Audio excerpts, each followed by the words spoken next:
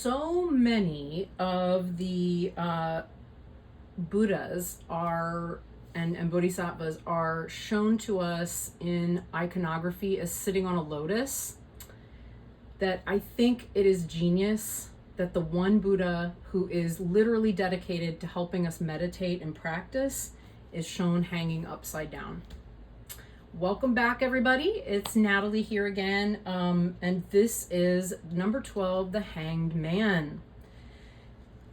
Boy howdy, this is going to be an interesting one. So let us walk back for a moment and look at where we've come from, right? So we had the Justice card, which helps us to purify our karma along our path so that we're able to move forward as we started to with in the last septenary with the Chariot. And we're finding justice and fairness and rightness in the world, right, through Akasha Garbha. And we're then hoping to overcome our own suffering as the hermit through the help of Kasiti Garbha, right, who is devoted to ending the suffering of all beings by freeing everyone from the hell realms. And how do we do that? We free our own selves from the hell realms by spending time alone, not engaging or hooking into the things that cause us to become ensnared and to suffer worse. And by finding peaceful and skillful ways to interact with others, right? As a result of hopefully beginning to resolve our own stuff, right? Our own things that block us. And as we do that, here we are. We reach the wheel of Dharma, where we're now able to see things not so much as good or bad, or to see changing circumstances not so much as good or bad, but simply as the way things are, much more holistically, okay? As we do so, we are going to derive great power by being put in our place, right? By having to cut through the ego and find real power, the real power that comes through practice and discipline, and possibly by experiencing, the kind of power and empowerment that comes as a result of cutting through the ego. Of moving beyond the ego, even not even destroying it so much as just being capable of seeing it for what it is, so that we can be empowered and called back to practice, right? Where there's something that is here to protect the Dharma. And when that happens, we sit down and we practice, right? So we get to the Hanged Man, and this is going to be a mouthful, my friends. I will definitely get this wrong. It is more syllables than I am ever accustomed to pronouncing in Sanskrit, and I do pronounce things in Sanskrit a fair bit of the time. So bear with me. It's Sarvani Varanavish Kambin. I'll try that again. Sarvani Varanavish Kambin. Big mouthful there. And he is a bodhisattva that is invoked to either remove or eliminate the obstacles to a successful meditation practice. Okay, and he is, of course, then very revered, but not really one that I have worked with. Otherwise, I'd probably be much better at pronouncing his name. So what else do we know about him? In the book, it says that he is the bodhisattva of purification. Meditation is a gift to the self that purifies us and makes us see things from a different point of view. Okay, so of course, that is the point of the Hanged Man, is, to see the world from a different point of view, at least in the RWS. I mean, I think classically we could say a lot of different things. If we're talking purely the Tarot de Marseille, but generally speaking, in the Rider-Waite Smith aspect of tarot tradition, we're really looking at things from a completely different point of view. We're submitting, we're pausing, we're reflecting, we're in suspension. Things are not moving. Like the movement, any forward movement has come to a halt in order for something else to take place. Greater understanding, a depth, and a view of, a different view or perspective. So some of the words he offers here are like pause, waiting, reflection, inaction, rest, change in perspective, mantra, surrender to spirituality, sacrifice, and meditation. Yeah, I mean, ultimately, when you think about it, meditation is a sacrifice, because what are you sacrificing? Your time. That is a massive sacrifice. We could be doing something, when you think about being in a very highly capitalist and competitive society, to stop and do nothing on purpose is actually a revolutionary act, because everything in the world is telling us to go, go, go, go, go. But meditation tells us, no, enough, stop. Stop doing, stop the mind, stop the striving, and just rest, right? What else can we say about this dude? Yeah, his name means he who blocks all of the hindrances. So all of the hindrances are the first part of his name, which is Sarva Nirvana, and the blocking part is the Vishkambin. So that's the second half of his name. Sometimes he's considered to be a form of Vajrapani, but depending on what source you consult, it's most likely a misunderstanding. That said, that's a purely academic point of view that I'm coming from with that particular piece of information. The truth of the matter is, where practitioners have made associations, they're there for a reason. So it is also interesting, and I'm sure there for a reason, that we see him coming after Vajrapani, right?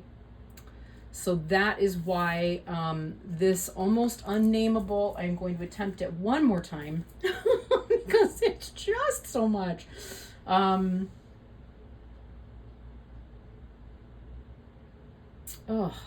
Okay, here it goes. Sarvani Varana Vishkambin. Sarvani Varana Vishkambin. Okay, it's getting easier. It's not quite rolling off the tongue yet, but it gets easier. All right, so that's our guy there.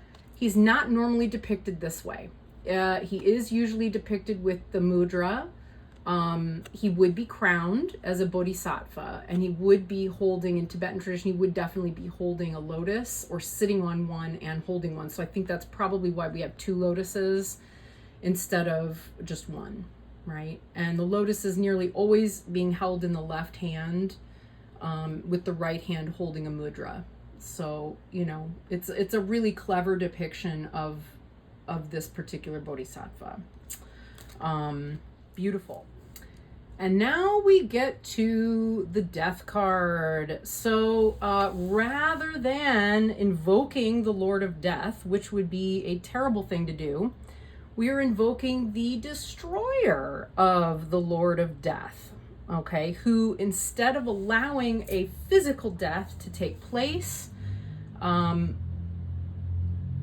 avoids that by defeating the Lord of Death and instead invoking a profound transformation.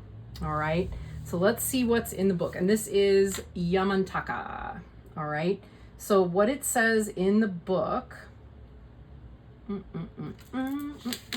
gotta get to the right page. Okay, it is the irate manifestation of Manjushri, destroyer of Yama, the king of the underworld, a guide through abrupt change towards life or death.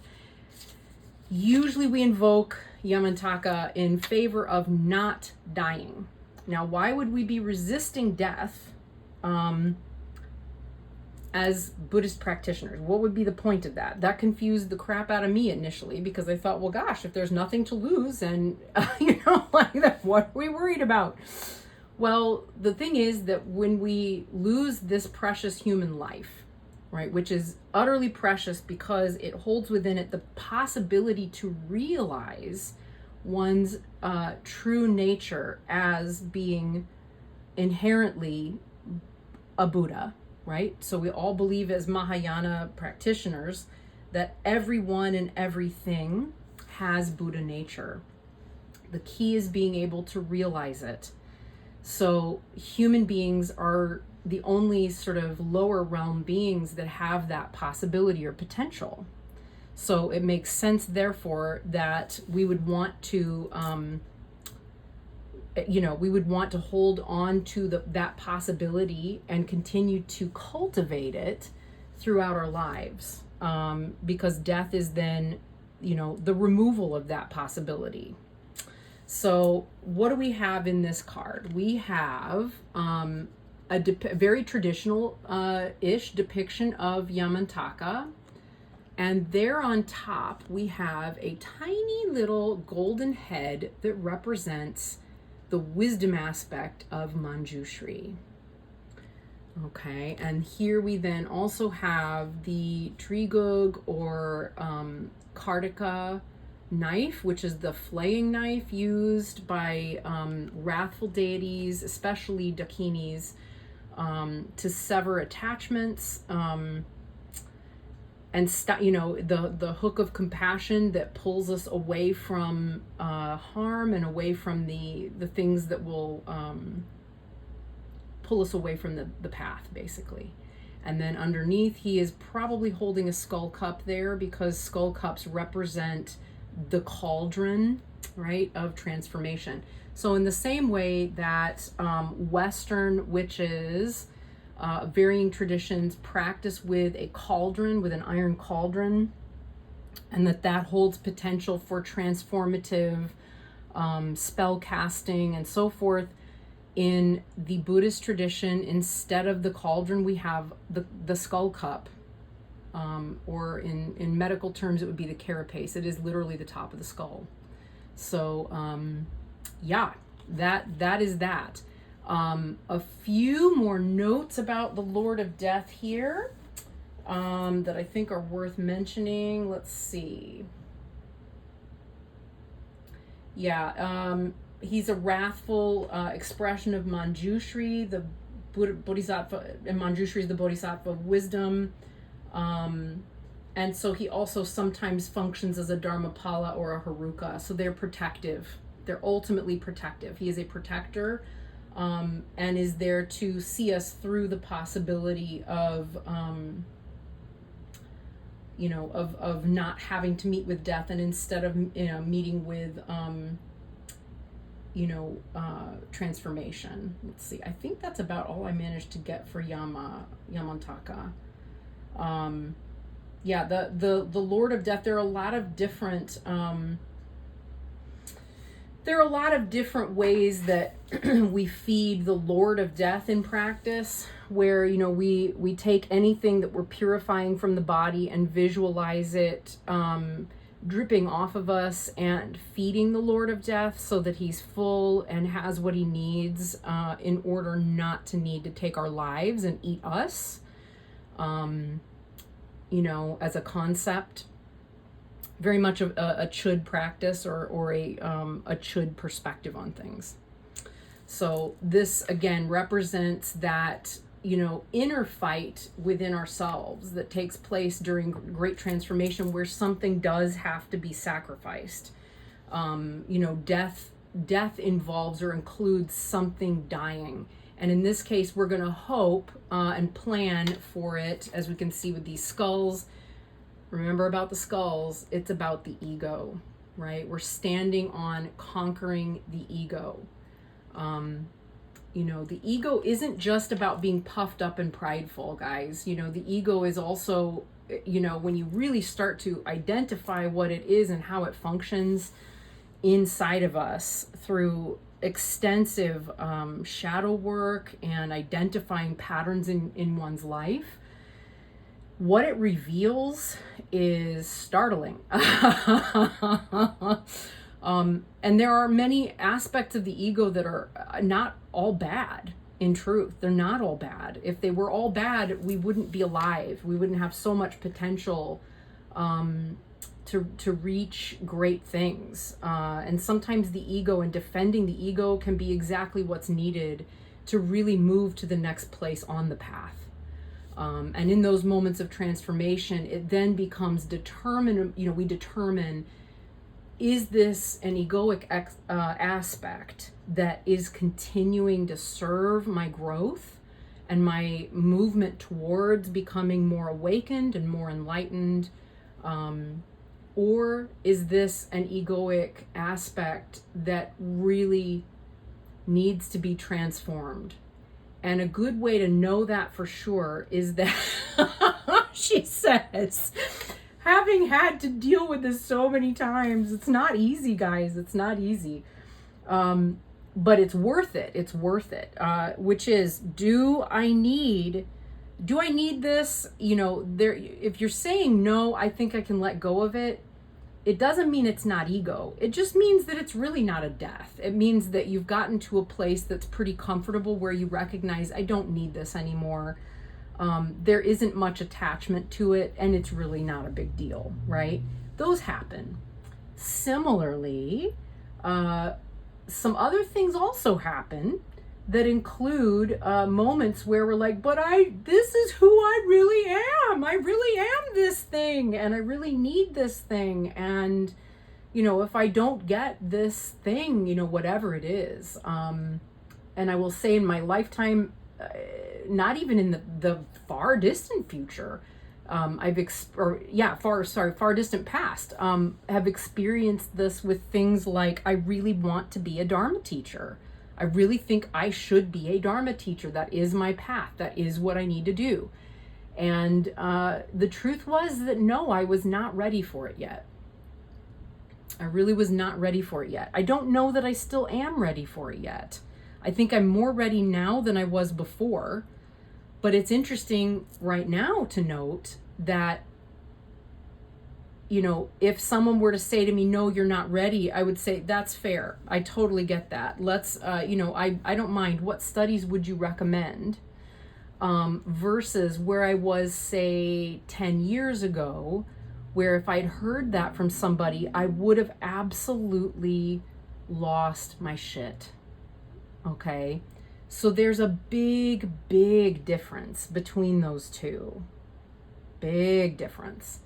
And it tells me more than anything that I was definitely very attached to my own sense of goodness, my own sense of rightness, attached to whatever was arising from my practice and so forth. Okay. Whereas at this stage in my life, I feel much more like I would enjoy doing it because it would be helpful and beneficial to others, but I don't have to do it necessarily, if that makes sense. I will let my teachers continue to determine whether that's something I need to do. But that moment, right, of I have to do this and I am ready for it and nobody's going to tell me I'm not because I've experienced so much other egoic death, which I had, was telling me, or is telling me now, what kind of place I was. So when we talk about, when you have those hopes and desires that even when they're good, sometimes they still have to be crushed or transformed in order to get to the core of what's beneath it, right? And the mountain of skulls that he's standing on tells us the level of depth that we might find in that type of exploration. So this is not so much the little ego death. It's one that's gonna hurt, right? It's the ego death that's gonna be profoundly transformative and that will probably hurt a little. And finally, we get to Temperance, which is represented in a way that feels just, I'll be honest, a little bit odd, but is fine, of Vajrasattva. So there's a lot of Vajras going around here. We had Vajrapani earlier. You might think, oh, and Vajrapani would be, a manifestation of Vajrasattva. And you would be wrong about that. Vajrasattva is kind of a different territory altogether, all right? Sometimes he is thought of as a bodhisattva. Let's see if Bruno calls him a bodhisattva. I don't remember. Yeah, no, we're not referring to him. That's good, because he's not. Vajrasattva is a deity that I work with a lot. And at the end of every practice that we do in the tradition to which I belong, we recite the 100-syllable mantra of Vajrasattva, which is to purify any mistakes made in the practice. So, as you might have imagined, Vajrasattva is related to the concept of purification. But Natalie, you may be saying, how is that any different? Like, how are we differentiating here between all of the other deities that we've already seen who are related to purification, right? Because we had a big one here with Akasha Garbha to do with purification. On some level, we could also say maybe that Yamantaka is purifying something because he's defeating the Lord of Death, but he's really more transforming it. We could say, we're removing obstacles and purifying the possibility of, we're eradicating the need for there to be obstacles, right? We're removing obstacles. Where else have we seen? I'm just flipping through the majors here. It wasn't so much about that. No. Okay. We'll hear purification a lot, right? We love this word in Buddhism. We love this word purification. Let's more specifically look at the two where we're seeing in the book the word purification. Bodhisattva, okay, which we generally understand to be someone who lived as a human being at some point, became profoundly enlightened, was transformed by that enlightenment, and chose to continue to re-embody, versus a Buddha or a representation aspect of primordial Buddha wisdom, right? So very much earthly on some respects, and here we have one that's very much not so much earthly. Okay, so we have a bodhisattva versus a Buddha. A Buddha is a fully enlightened being who does not necessarily need to incarnate at all, but may have emanations. Okay, so that's kind of the big difference there. This particular Buddha is also purifying karma, and purifying, reaching into the void to find solutions to purify karma. Whereas, we have a little bit more purification going on with Vajrasattva on different levels. Let's see, what else do we say in here about Vajrasattva? He says, the proponent of purification, he is the pure and indestructible enlightened mind of all Buddhas, the key to healing the self. So then the keywords become healing, health, protection, calm and balance, communication with the mind, reincarnation, and harmony. Yeah, so Vajrasattva is very much concerned with balance. A better way to put this would be probably to show you this image, which means I need to get up. I'm gonna put my glasses down here for a second and go grab the image I have on my shrine of Vajrasattva so we can understand him just a little bit better. Gotta step over all the animals. I've got a cat and a dog on the floor underfoot here. Oof. All right. So we're gonna have to zoom back out again, maybe not, maybe this is helpful. So this is an image from my shrine of Vajrasattva, and I really love it because it encompasses all of the aspects. Pardon the plop there, again, trying to maneuver around giant doggy. It embodies all of the really important aspects of who and what Vajrasattva represents and what he does. So we always have a Vajra in the right hand, a bell in the left hand. Again, these are harmonizing and balancing the masculine and feminine aspects of who we all are through sound.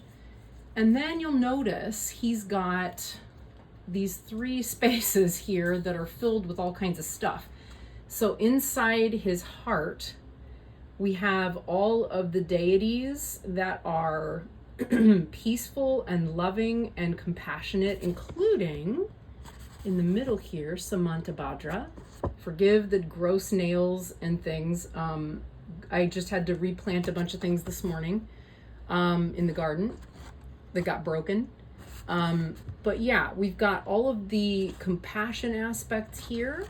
In the throat, we have all of his wisdom aspects. And then at the top, or not all of his, all of the Buddhas, all of the Buddhas that are compassionate are here with their Yabyon and Yabyon consort, right? So they're not by themselves. They are in a full state of balance. They are in aspect, we could say they are in harmony with, in Jungian terms, with the anima and the animus. Okay. Similarly, in the with the Rigdzin and the wisdom beings, we have them here, fully in aspect. I don't believe that they are, I need my glasses to be able to see that. No, no, they are too. Most of them are with their consorts as well. So they are also in a harmonious balance. So we have compassion and wisdom. Now, what do we remember about these 3 deities, right? Compassion and wisdom, right? Compassion, wisdom, and wrathful aspects, which represent power and protection. So what is on top of his head? All of the wrathful deities. All right, so in that way, we have a full balance and a fully balanced aspect that tempers reality itself, right? That when we look at reality itself and we want it to be purified, it is purified through recognizing it and recognizing its perfect balance. Okay, so yeah. Where is, oh, he's here. Here he is. So back to this one. So does that make sense? I would think it would. I would think it would make sense as to why we then have Vajrasattva here representing temperance, okay? Because what he is doing is he is bringing every aspect of existence into balance.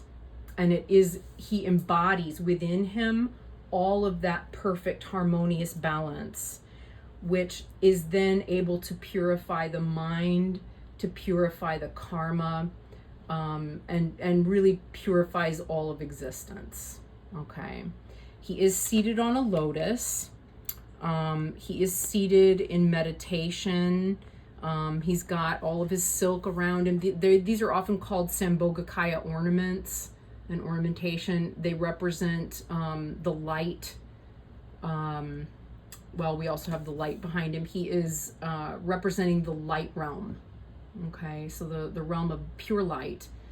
And then beneath him, he's also seated on the syllable hung, which is also sometimes pronounced hum, H-U-M. It's not hung, but hung. So yeah.